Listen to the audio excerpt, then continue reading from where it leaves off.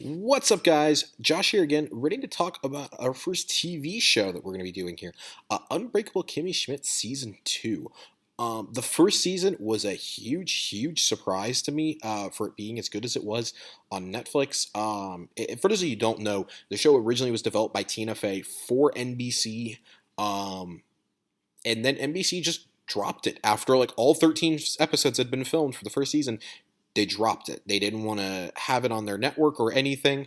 Netflix immediately scooped it up, gave it a and with it there was a 2-season deal already attached. So they just got to distribute all 13 episodes, and it ended up being what some viewers and myself personally feel it's the first great sitcom of the streaming era. Of course, it airs only on Netflix. It's the only way you can see it unless you go buy the DVD now. Starring Ellie Kemper in the titular role of Kimmy Schmidt, a girl who has been rescued after like 15 years from an underground apocalyptic cult run by John Hamm as Reverend Richard Wayne Gary Wayne. She decides to live in New York City and find her way in life. Her supporting players, of course, include Titus Andromeda, played brilliantly by Titus Burress, her landlord Lillian, and her boss, who hires her as a nanny, Jacqueline, played by Jane Krakowski from 30 Rock. So, season 2 sees us picking up right around where season 1 ended. Kimmy's in an interesting place. The trial is over. The Reverend is in jail. And it's very interesting where we pick up with these characters. Obviously I don't want to go into spoilers here. We're going to go into a little bit of territory, but I'm not going to break it down episode by episode. Some of the really interesting plot threads that play out in here, she interacts with a couple of the members from the cult here. There's 2 of them have episodes dedicated to them. One is about Gretchen, who is a willing member of the cult, and she'll believe just about anything that she's told because, well, she's played as really dim-witted. And in Cindy, who is her best friend, and they appear on a Dr. Phil-style show at one point. A huge part of this is, Kimmy trying to get over her crush from the first season, Dong, a Vietnamese student, and because of her obsession with him and trying to help him and this and that, he's in a green card marriage. She fails the GED, which was another huge part of season 1. But what continues to make this show is the relationship and the chemistry that Ellie Kemper has with each and every one of these main players. She becomes much more independent this season. Kimmy is not pushed around as easily as she was in the first season. We saw some of that independence start coming out towards the end of the first season. She's not quite as naive either. Titus Burress continues to steal the show as Titus Andromeda. There's no way he doesn't get nominated for the Emmy again this year. I'd be really surprised if Ellie Kemper doesn't get nominated as well. Both of them were up last year, as well as I believe Unbreakable Kimmy Schmidt got nominated for Best Series at the Emmys, Best Comedy Series. It should be a frontrunner in all 3 of those categories. I mean, this continues to be one of the more amusing shows on television in wake of The Office, Parks and Recreation, and 30 Rock all ending, that classic trio of NBC shows. And Community as well. All 4 of those ending really have paved the way for this wacky show.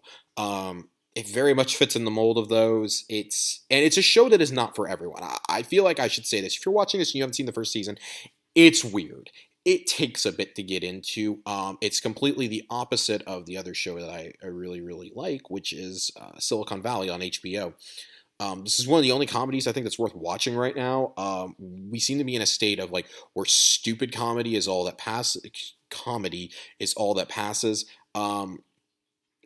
The show is dumb and nonsensical at times, but it's also one of the most heartfelt shows on television, whether it's drama or a comedy. It's extremely heartfelt, and you come to love going on the journey with really the 2 main characters of this show. Let's not even pretend like Lillian and Jacqueline have as much relevance as Kimmy and Titus's journeys, which they play off each other a whole lot more this season. This is the first season that Netflix really was allowed to develop themselves.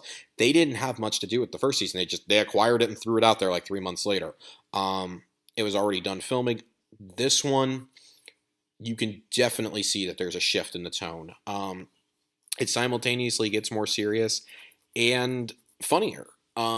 Within the first 5 minutes of season 2, of its first episode, I was like, oh, yep, this is going to be better. And lo and behold, it was a quote from Titus. Um, some of the negatives of this, this is a show that I don't know. I didn't feel like I had to watch one episode right after the other. Where the first season, I mean, I was instantly hooked. I think I watched like the first 6 or 7 episodes in one night. With the first season, finished up the next day. This one, I probably took about 4 or 5 days to watch the whole season. I didn't feel like I had to.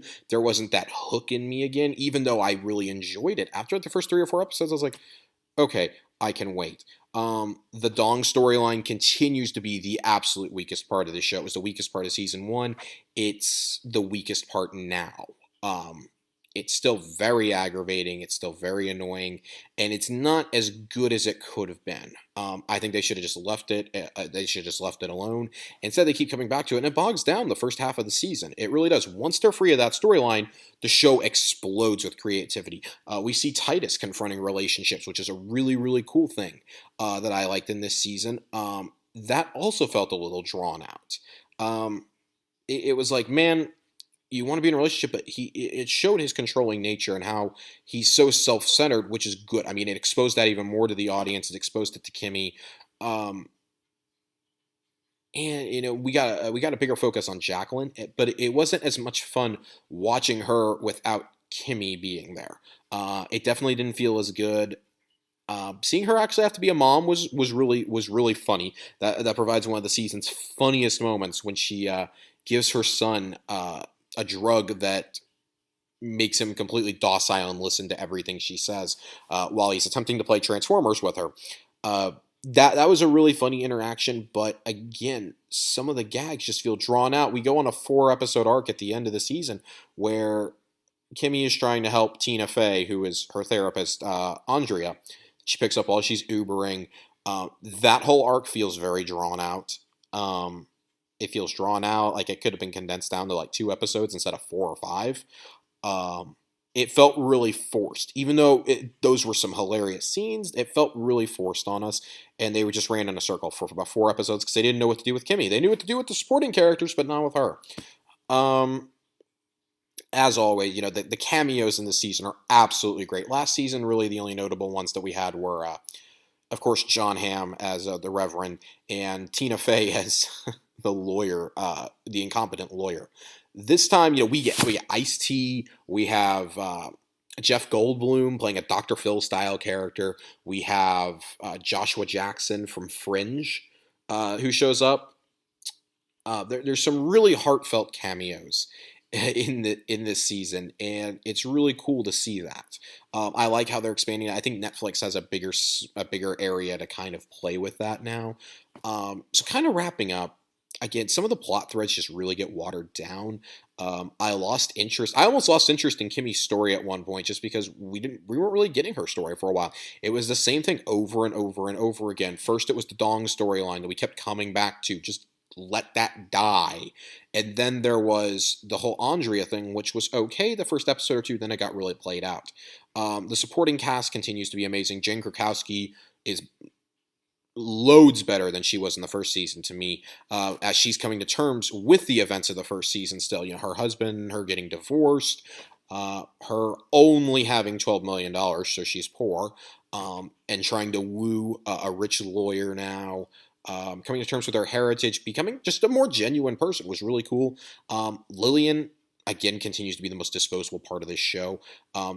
It's not a good or a bad thing. It's just kind of annoying that she just pops up randomly and doesn't really add a lot when she does show up. As you know, I don't give ratings. I just recommend. I recommend or don't recommend things. If you're into zany comedies, if you're into really wacky things, if you like Parks and Recreation, or not even 30 Rock, if you really like Parks and Recreation, you'll probably like this. This is your style of comedy. Ellie Kemper, of course, is an Office alum. So it's really interesting to kind of see that dynamic at play. You can definitely see parts of Erin Hannon in this, who she played in The Office. But as I said earlier, this is not a show that is for everyone. Definitely start with the first season. If you don't like it by about my rule with Netflix originals is different than with most shows, because Netflix shoots every episode at once instead of on a schedule. They can't really adapt. If something doesn't work, it doesn't work. You can usually tell with a Netflix show within the first 3 or 4 episodes if you're really going to like it. I would definitely recommend watching the first 3 or 4, and then you'll know.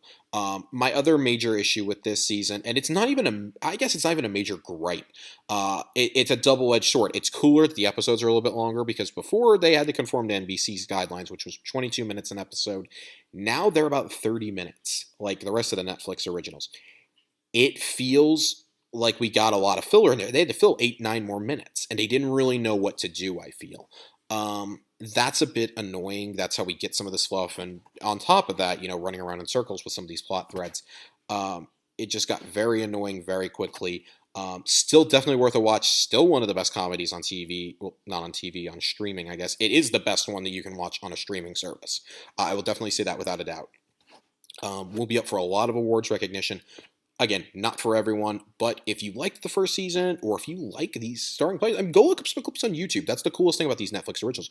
Go look up some clips on YouTube. Take this review into consideration. Take other reviews into consideration. Form your own opinion. If you're interested in even one or two of the actors, or maybe it's a specific episode, that you'll get interested in. If you can't get into it, I highly recommend watching the pilot. Watch the pilot, watch the first couple episodes, and then if you still can't really get into it, the episode where Kimmy gets a GED, or Kimmy goes to school, whatever it's called, from the first season, is where I was completely sold on it, because it has the single best scene of this entire series in it, where Titus is trying to make, in the B plot, a music video, the Pinot Noir music video, one of my all-time favorites.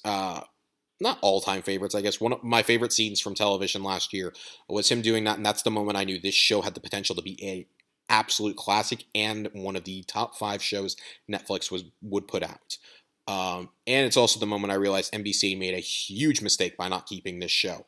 Again, double-edged sword, though. It's really cool seeing this on a streaming service, so now they can get away with a lot more, which they definitely did in season 2. So, that being said, you like weird, wacky things, watch this. If you like sitcoms, you'll probably like this. If you don't like sitcoms, you're probably going to hate it. You're going to think I'm an idiot for recommending this. All in all, this one does, it kind of falls right evenly down the line. So, once again, I've been Josh, and if you enjoyed this, like, share, comment, whatever it is that you lovely people do. I don't sit here and beg for views. I don't sit here and beg for subscribers. But if you enjoy this, let me know. Give me a shout out. You can reach me on Twitter at Josh_Finn. That's Finn with 2 N's. Let me know if you like this. Let me know what worked, what didn't work for you. If you watch this, let me know what you thought about it. And tell me if there's something you want me to talk about. A movie, a TV show, a video game, heck, a graphic novel, or a music album. Let's talk about it. Let's have a conversation. Let's get the dialogue going here. And once again, guys, I've been Josh, and keep it tuned here for more.